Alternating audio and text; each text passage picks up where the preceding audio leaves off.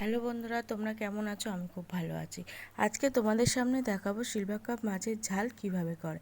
ওই জন্য প্রথমে কড়াইতে তেল গরম করে নিতে হবে, তারপর নুন হলুদ দিয়ে মাখিয়ে রাখা মাছগুলো একে একে ভেজে নিতে হবে। খুব কড়া করে ভাজবে না কিন্তু, মিডিয়াম ভাজবে, ঠিক আছে? তারপরে ভেজে একটা পাত্রে তুলে রাখলে ওই তেলেই একটা শুকনো লঙ্কা ফোড়ন দেবে আর একটুখানি গোটা জিরে ফোড়ন দেবে। তারপরে পেঁয়াজ ঘষে রেখেছিলাম, সেই পেঁয়াজ ঘষাটা দিয়ে দেবে। কেউ পেঁয়াজ বেটেও দিতে পারো, আমি ঘষে দিয়েছি, ঠিক আছে? সেটা যার যার ইচ্ছে সে সেটা করতে পারো। তারপরে কাঁচা লঙ্কা চিড়ে রেখেছিলাম, সেই কাঁচা লঙ্কাগুলো দিয়ে দিলাম পেঁয়াজের সাথে ভাজতে। তাহলে কি হয়, একটু ঝাল ঝাল হবে। আচ্ছা, পেঁয়াজটা যখন নরম হয়ে এলো, সাথে কী দিলাম, নুন দিলাম আর হলুদ দিলাম পরিমাণ মতো। দেখো, আমি তোমাদের প্রসেস বলতে পারবো, কিন্তু পরিমাণটা তোমাদেরই আন্দাজ করে দিতে হবে।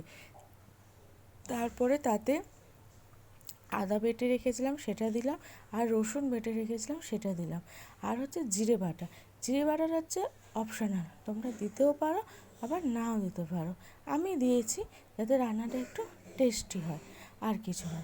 তারপরে তাতে গুঁড়ো লঙ্কা অ্যাড করবে। ঝাল তোমরা যে যেরকম খাবে সেই বুঝে গুঁড়ো লঙ্কাটা অ্যাড করবে। তারপরে একটু একটু জল দিয়ে মশলাটা কষাতে হবে, না হলে মশলাটা তলায় ধরে যাবে। যখন মশলা কষা হয়ে আসবে, তারপর তাতে টমেটো সস দিতে হবে, দিয়ে ভালো করে কষিয়ে জলটা দিয়ে দেবে। তোমার কে কীরকম ঝোল খাবে সেই বুঝে। জলটা টকবক করে ফুটলে একে একে মাছগুলোকে ছেড়ে দেবে, তারপরে 5 মিনিট রেখে দেবে। তারপরেই রেডি সিলভার কাপ মাছের ঝাল। রান্নাটা কেমন লাগলো প্লিজ আমাকে কমেন্টে জানিও, আর যদি রান্নাটা তোমাদের ভালো লাগে প্লিজ আমার চ্যানেলটা সাবস্ক্রাইব করো। কিন্তু লাস্টে একটা জিনিস দিতে ভুলো না কিন্তু, গোটা গরম মশলার গুঁড়ো দিয়ে আমি আমার রান্নাটা শেষ করলাম।